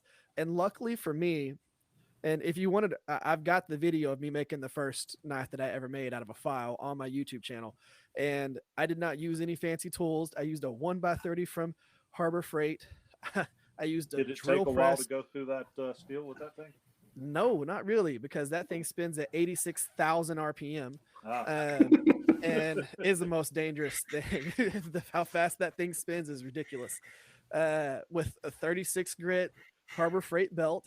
And yes, it took a little bit, but I made myself a little makeshift jig out of a square, like an actual framing square. Yes. I have that in the video too. And that way I could get my bevels nice and crisp. He told me the easiest thing to grind a bevel on would be a sheep's foot or a Warncliffe style, because all I had to do was grind the bevel straight. I didn't have to curve it up into a tip or anything like that. So I took that knowledge. I made that first knife. It turned out absolutely awesome, and you can hear my voice change and being all giddy as I'm getting done grinding the bevels, and I look at it and I'm like, holy crap, that looks awesome. I did that. And it's amazing. I know that feeling. Yeah. Yeah. And from that point forward, you're like, oh, no, I can do this. And so then it just went crazier from there. And, as I'm doing this, I was going to try and do that whole ASMR or have some music in the background and just do videos like that because they were going to catch on. Well, I did like 10 videos like that, and they were like, okay, I think I got to 100 subscribers in the first year of me putting out content. And, they weren't really catching on that well, but I just stuck to it. And then I released a video turning one of my coworkers, his dad. So my coworker gave me his dad's file. His dad had passed away, and he wanted me to make that file into a knife for his son as an heirloom piece. And so I think I saw that video. Yeah, that's the one that has almost 900,000 views on it. That's what most people know my channel for, is that particular knife. And I told him I would be honored to make this knife for you, because I just think that is going to be a beautiful piece of history. And so I filmed myself at that point. COVID was just now hitting, and so I guess people were hanging out at home. And so my channel, like I said, that whole first year, like 140 subscribers, and I start, the first month of the next year, and I'm like, okay, it's going all right. And then that video hits, and like the third day it was out, it got 15,000 views, and I'm used to like 90 views a day at this point. It got 15,000 views. The next day it got 30,000 views. And I was just like, what is this? Did something break? And sure enough, the subscribers started going, and I hit 1,000 subscribers in like a week. And if you know anything about YouTube, you have to hit 1,000 subscribers to be monetized. So I had already put out a year's worth of content, 0 monetization. And wow. At that point, I could have kept doing the videos that were ASMR like that were not me talking or anything like that. But I decided I'm going to change this. I'm going to make YouTube different. And I have changed a lot of channels. They kind of do what I do now. They've changed their channels a little bit. And so, Eric, I had already started making knives before your channel really took off, right? And so I learned from folks like Walter Sorrells, Jeremy from Simple Little Life, Trolsky.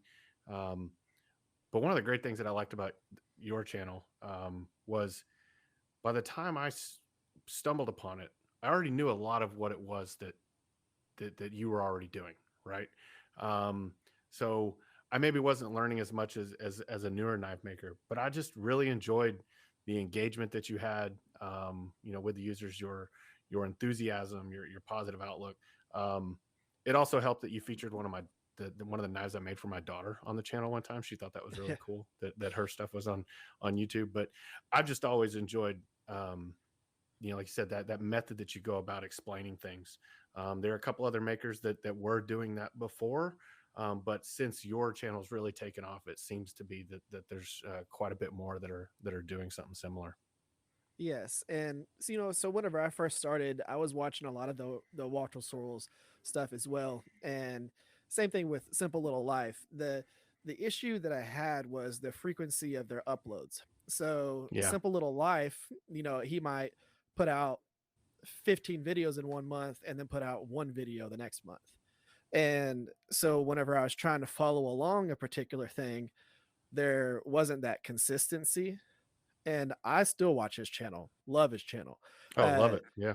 So it's one of those things that it was awesome to be able to see some of those things, but he wasn't going to the next level. And then I wanted to get into forging and get into stuff like that. And his was primarily stock removal. And if you are a stock removal knife maker, following the stuff that Simple Little Knife does, or Simple Little Life does, is awesome, because he does so many cool little things. Like if he doesn't, he probably doesn't buy near as many tools as people would think. He's got tons of tools, but he just makes them. And if he can turn it on a lathe, or he can, I mean, he does all of that stuff, which is absolutely epic. But for me, when it came to wanting to go to different realms of knife making, I had to take a step back from him. The same thing with Walter Sorrells, because the stuff that he was making were, if you wanted to learn how to make an EDC knife, you can do a ton of that with Walter Sorrells information. If you wanted to make a smaller knife, or you wanted to make a chef's knife, it wasn't the information that I was looking for to really get into all of the different stuff, especially with the tools that I have. Because, again, people are trying to find the niche that's going to maximize the CPM, or their clicks per minute, and get onto the algorithm and things like that. And for me, I just said, screw it. I'm going to put out what I put out. And if the algorithm picks it up, fantastic. If it doesn't, people are going to get good information either way.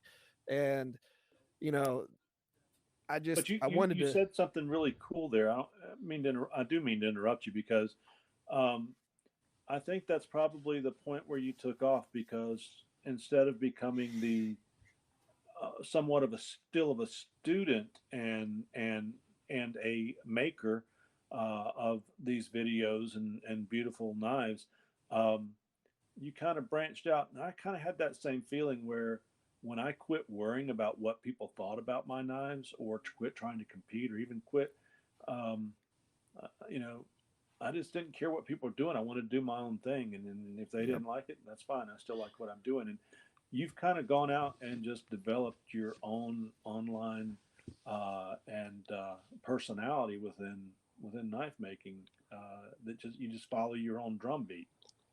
Absolutely. I mean, you gotta do you. That's Nobody can 100% do you correct. like you. And that's So what makes you special. there you And the go. fact So that you put hearts on everybody's knife pictures that they post online.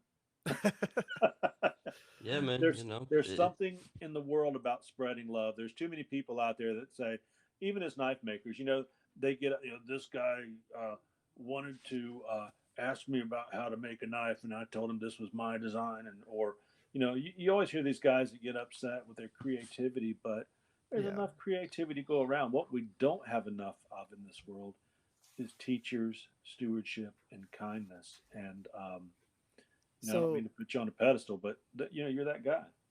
A lot of people don't know, or don't pay attention to, like, the little motto that is below my logo whenever the intros and outros and stuff like that.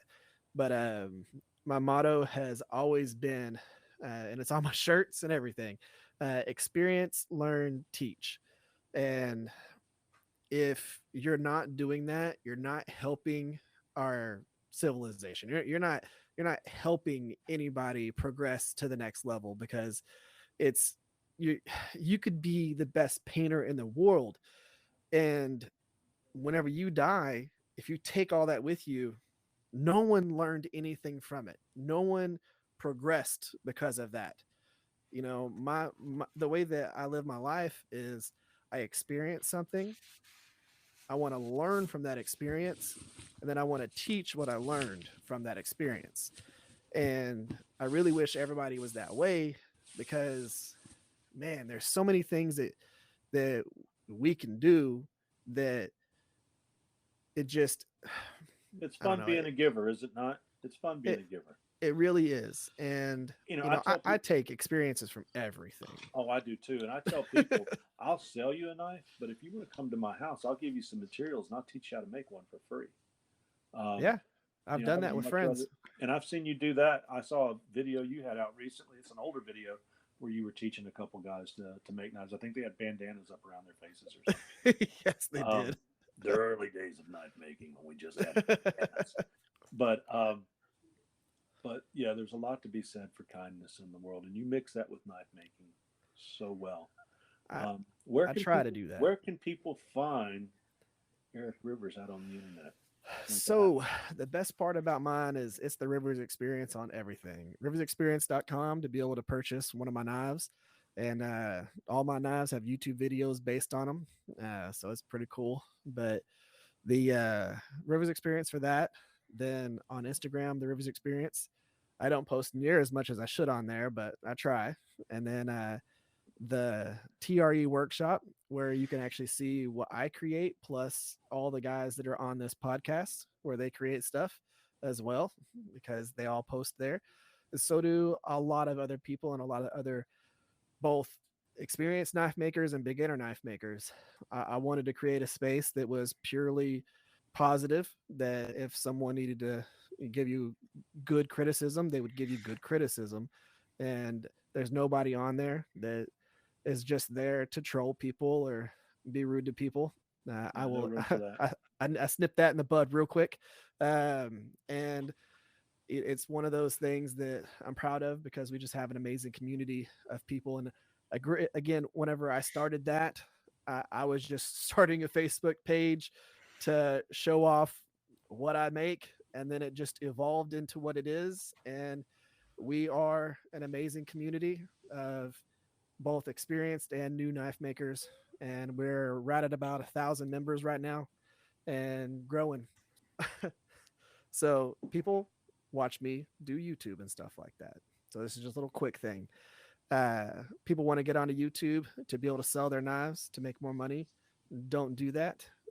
If you want to be able to put your knives out there into the world, get yourself some awesome social media like Instagram or TikTok and sell them that way. Do a Facebook page, do Instagram, do TikTok. Do not try and do YouTube, because you will spend a year plus with a lot of work, a lot of editing, a lot of time spent, and you really won't get much out of it, because people don't go on to YouTube to figure out where they're going to buy a knife. Well, So I tell you, you're so good with the information and everything. That's why I think it's time for us to break and go into our first sponsor. We'll be right back.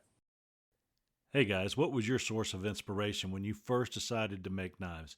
You know, many go to the books and also some go to the web, but many also head to YouTube for videos. Well, you know, we are fortunate enough to have Eric Rivers from the Rivers Experience as a co-host on the Knives Templars. But you know what? He's also a sponsor, and I tell you, 27,000 followers can't be wrong in following his skilled and educational regular videos that teach the fine arts of making beautiful knives. I know because I'm a subscriber to his channel, and I learned at my pace and without making those mistakes by walking in the dark regarding knife making. Be sure and check out his channel, The Rivers Experience, on YouTube, or his website at theriversexperience.com. And now back to our show.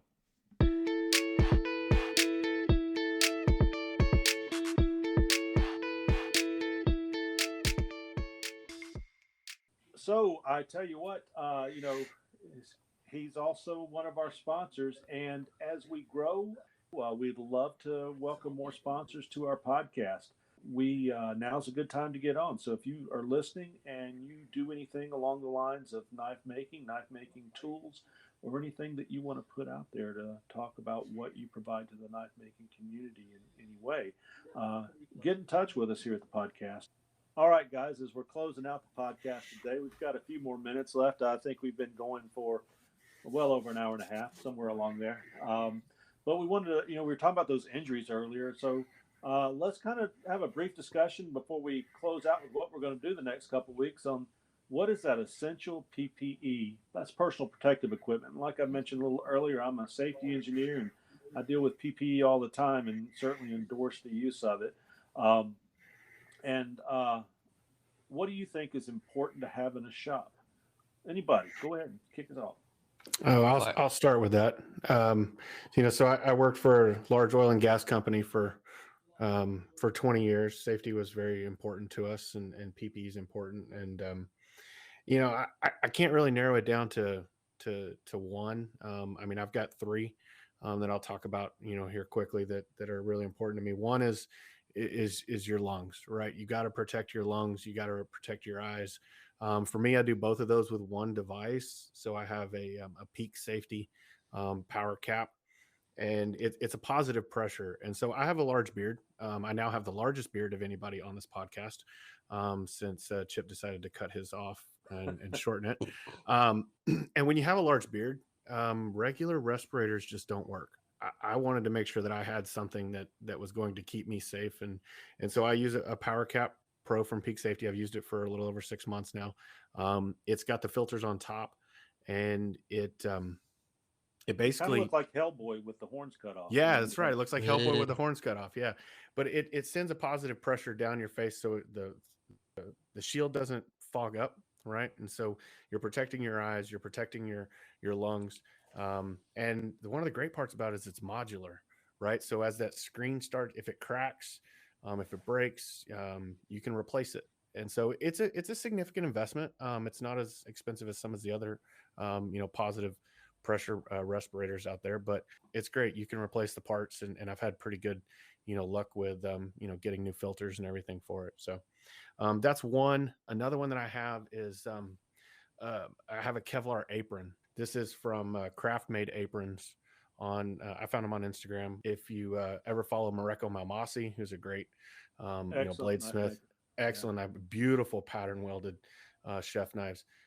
He helped design. He's got such a good heart too. So he does. He really does. I follow his Patreon. This Kevlar apron is just. I thought it was going to be heavy when I got it, but it's really lightweight. It's got all these pockets in the front. It looks like armor almost. But that's what I was talking about. Making sure, if I'm using that buffer, if I've had this week, I had a belt pop on me. Luckily, it was only 120 grit scallop belt, but I was, without the platinum, I was shaping some handles and it popped, and that belt came across and it hit me. It came across my chest, and so I had that Kevlar vest, and so it helps with punctures. It's flame retardant, so I use it when I'm forging as well, so that if I did have something, I'm not going to burn myself. And then the last thing, like I said, eyes, lungs, and ears. Right, you only get one set of each of those. And so for me, hearing protection is really important. And I happen to use isotunes so that I can listen to really cool podcasts like this one while I'm working with some of my equipment. So those are the three things that are really important to me. I think that investing in good quality PPE is extremely important. And then I also have, when I'm not wearing that power cap, I have about a dozen pairs of safety glasses that all end up inside the house. Then I go find all of them and bring them back out to the shop, because I always take them, walk in the house, put them up on top of my head, set them down somewhere, and then forget. So I have about a dozen just cheap pairs of safety glasses. Yeah, I could count the number of times in my career, 30 years in safety, somebody, typically a maintenance guy, working around a grinder or a sanding belt and end up with a piece of chip steel, something just really tiny, get in their eye and have to go have it taken out, or either it gets in there and gets infected. So that facial protection and respiratory protection is paramount. And certainly silicon, metal, wood dust, any of the materials that are coating that, we definitely want to keep those out of our lungs. I'm going to agree with you. I have a PAPR unit. That's a powered air purifying respirator. Mm-hmm. I need to get a new mask for it. 3M makes a mask similar to the one like you wear that ties into the belt, because the Tyvek headpieces on it are a little awkward to wear. So I've got a full face piece and face shield that comes down, and I also wear a 3M 6000 series mask with N95 filters on there, and I cinch it down good and tight. The other biggest thing for me, especially when drilling or anything else you're doing that's appropriate for the task around the forge, have a great pair of heat resistant gloves when you're just working around the drill press and all. A good pair of leather, as form fitting as you can, so you don't lose your dexterity. And they do make them out there. You do have to pay a little bit more for them. Yep. But I've also got a pair of chainmail gloves, and when I'm doing my hand sanding on a sharpened blade, or a blade that's about to be sharpened, it's already ground down, I will throw those chainmail gloves on, so that even though I'm on a protected edge, there's nothing that's going to rake my hand down the side of that blade on either side that's going to cut into my fingers or tendons or hands. So hey, when you should use those chainmail gloves? whenever you're taking a knife and you're comparing it with the handle scales and seeing how it looks. Guess when I Yes. when I didn't have them on that day. I thought you were going to say when I'm LARPing with pool noodles out in the park with the other. Oh, absolutely, yes. Because it look authentic, man. But that would be mine. Eye protection, respiratory protection, hand protection, and body protection. I have a thicker leather apron now, but I tell you what, I'll be getting with you on to see where about those Kevlar. Get some links to it. Maybe we can put it in show notes later. But good recommendations. Anybody else? Nah, about the same. Eyes, lungs, ears. Don't have some silica accumulate in your lungs and die of failure down the line. Yeah. You gotta be focused, 100% focused. And when I say distraction, I mean people talking to you. Because it happens to me when I'm working and somebody comes around and, hey, Pinto, how you doing? What you doing? The first thing I do is I put everything down. Same here. I take a nice deep breath and, okay, let me talk and forget everything else. Because if I try to talk to this person as I'm working on this dangerous piece of steel right in front of me, I might go, to the hospital later on. So, or more importantly, ruin a beautiful blade. I would definitely get an ABC powder extinguisher in the 20-pound range if you're making knives, and you're not sending your knives off to be hardened if you're working with a forge or any type of oven. And then you have to determine like electricity and this, that, and the other if you want to be throwing halon or CO2. But for my particular shop, ABC is fine. But good piece of equipment. Absolutely. Eric, what do you got, buddy? I know you got some good stuff. You've made so for one, having, again, we're going to reiterate the appropriate face coverings, whether it be your glasses, goggles, a full shield, your breathing, everything like that. Those are all super important. Hopefully the bare minimum is that's what you're covering. So when it comes to glasses and things like that, luckily I am sight impaired, so I have to wear glasses all the time, and I make sure that my glasses are large enough to cover my actual eyes. A lot of people think, well, I wear prescription glasses, they should be fine. Well, if you're wearing those really cool looking super thin ones, they don't help you at all, especially ones that are not framed, that don't have the big frame around them. If you're wearing frameless and stuff like that, again, those things are not useful for a grinder wheel hitting you in the face. So those don't count as eyewear protection. I wear my big old black framed glasses because they help with things like that. But things that you have to pay attention to, people think PPE, that is just your breathing, your vision, your hearing, stuff like that. But it's also having the proper equipment.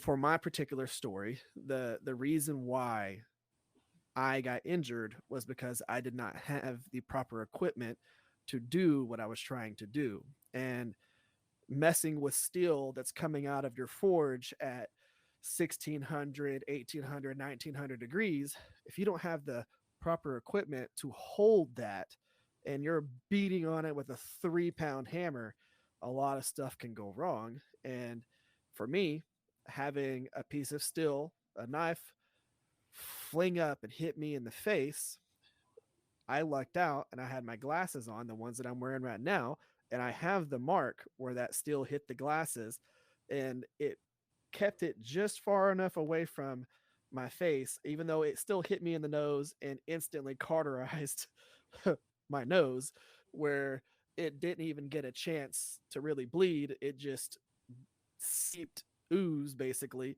I was holding a piece of steel, swinging a hammer at it. It wasn't the right type of tongs that could grasp it the way that I need them to grasp that piece of steel. So whenever I hit down on it, all that force went down onto the piece of steel. It flung up, smacked me in the face, and hit me right in the bridge of my nose and my glasses. And it was in a split second. Boom. And you don't think about stuff like that. Luckily, it was on my second swing whenever it happened. And by that time, the steel was probably only about 1100 to 1200 degrees. But if it would have happened on the first one where it was glowing orange, that would have burned straight through my nose and went into my sinuses. And a lot of people don't think about it because to them, their PPE is breathing, sight, hearing. It's not proper equipment to minimize damage to yourself. So you got to make sure that if you're going to get into this hobby, that you're paying attention to the things that are going to keep you safe, even though it looks awesome, it looks cool, and you want to just get into it right off the bat. You need to take the time, do the research, figure out what makes sense for what you're going to be doing, and then pull the trigger on it and then start the process because you could easily how injure heavy yourself. was that piece of steel? It may be ounces. I mean, it was a small EDC, and I had just started forging in the tip. And whenever I was forging in the tip, at that point, I was holding it with a pair of tongs, flat bar tongs that are really good whenever you're, lengthening the steel, flattening the steel, or forge welding things together because you're only hitting it on one side. Those things are great for that. But whenever it comes to turning the steel up on its side, you need the tongs that hold the steel vertical. Yeah, yeah. As opposed to Yep. ones that are meant to hold it flat. Yes. And you know what? A lot of this equipment, biggest one for me, and if you've got a hand grinder and you're using that to cut out knives, I hate it when I see people have removed the guards off of those spinning wheels.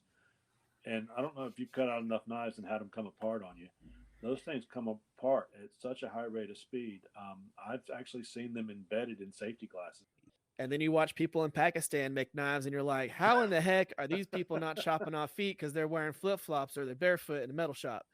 Well, I have a feeling we don't see all of those particular people. They're in the back room doing other jobs. But that actually brought up a good point that I thought about this week. I normally don't wear. I mean, I don't wear steel-toed shoes when I'm in the shop. I think probably for a knife maker, it's maybe a little bit of overkill. Aluminum-toed shoes. I've seen some aluminum-toed shoes that are a little bit lighter. But I had a knife that I was working on and working on it with a Scotch-Brite belt. And I do a lot of belt finishes, and I have a love-hate relationship with Scotch-Brite belts. And I had it grab a knife out of my hands and threw the knife to the ground. And I have, where my grinder's set up, I have horse stall mats. Just for it's easier for cleanup. It helps with some anti-fatigue under my feet, and it buried the tip of that knife in the horse stall mat. Wow. Probably about 6 inches from my foot. Wow. And it was only in there for it was only in like maybe a quarter of an inch. But I was like, maybe I shouldn't be grinding in tennis shoes. Appropriate footwear. Yeah. Well, yeah. Even in the heat of summer, I've got full bibs on. I usually wear overalls. I've got on a pair of thick Wellington boots. I thought you were gonna say you grind in Crocs. You grind in Crocs. I do not do You that. grind in Crocs. You do. And I have an apron on because all you have to have is a piece of steel hit your foot one time that's hot, and or like you mentioned, it's going to cut you. And I actually had a knife go through a boot one time. A guy was wanted to see my knife, and he handed it back to me and dropped it. And I'd had the pair of boots for like a day and a half or something like that, and it went through that boot. And he said, "Man, I'm sorry about that." And that was the last of that. And he never paid for the boot, so he was the one goofing around. But yeah, you got to have the good stuff. Hey guys, we've been going here. Let's talk about what we're going to do our next couple of weeks. I'll tell you where I'm headed. I need to make some knives. I haven't made a knife in 2 weeks, so I've got a series of knives, little EDCs I'm going to start on this weekend.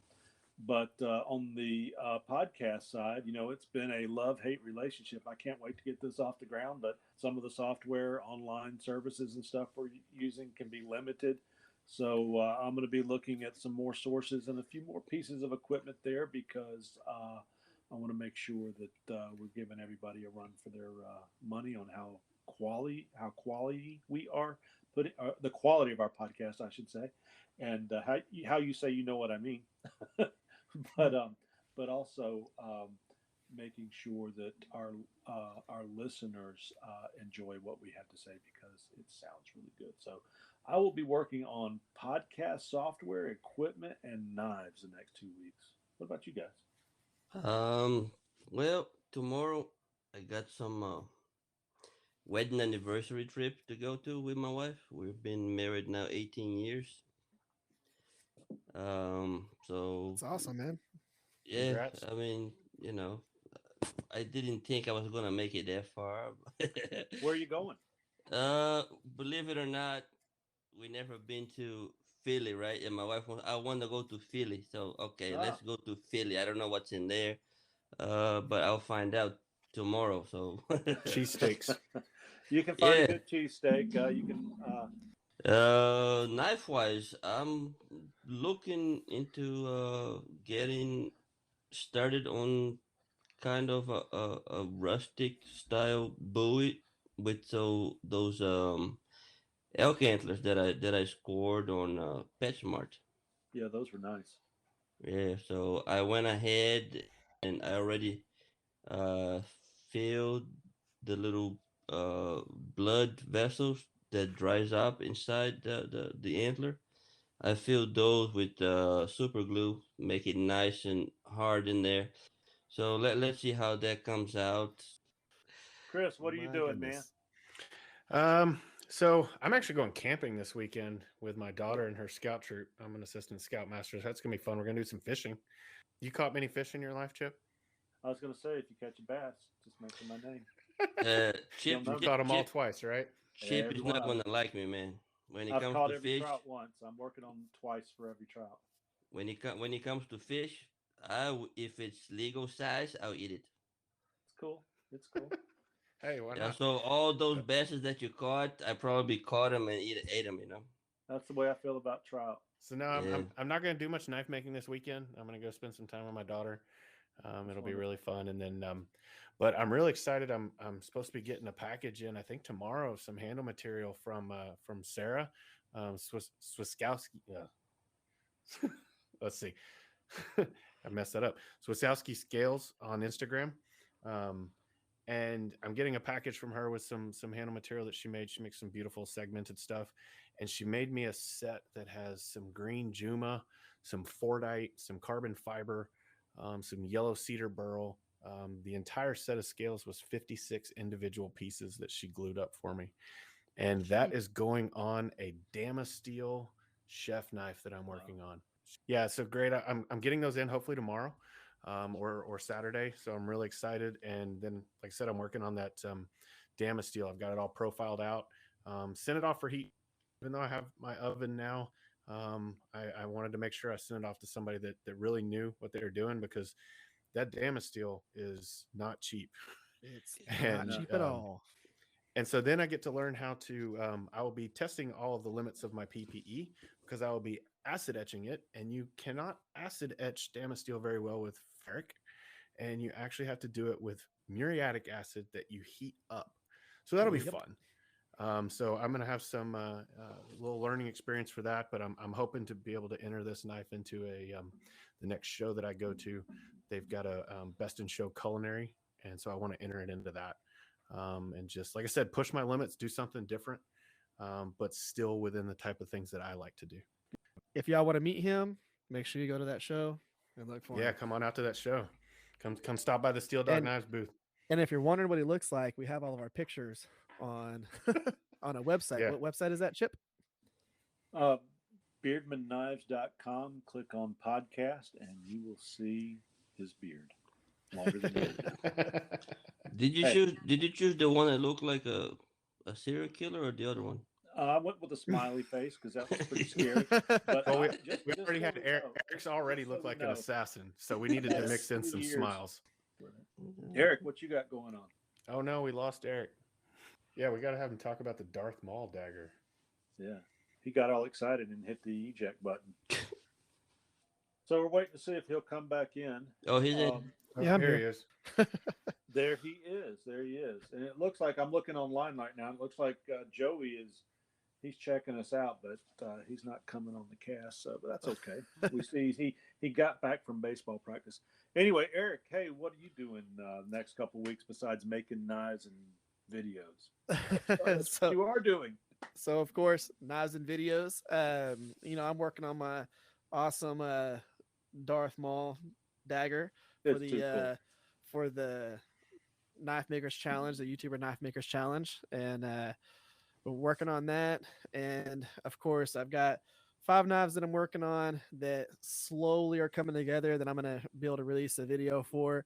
And then the Shop Talk Tuesday build series, of course, working on those things. But we most of what I'm going to be doing is going to be actually work related at my job because we're merging with another company. So whenever that happens, we're changing the name of our company. If y'all have ever had to go through the amount of logistics to change an entire business, it's hectic, and we're starting that Monday. So I'll be focused on that for about a week and making knives here and there and doing a few other things. But once that gets done, it's going to be hitting it hard, wrapping up these different knife builds and, getting all that going and see how it goes. I'll tell you one thing. I am 100% ready for spring here in Texas.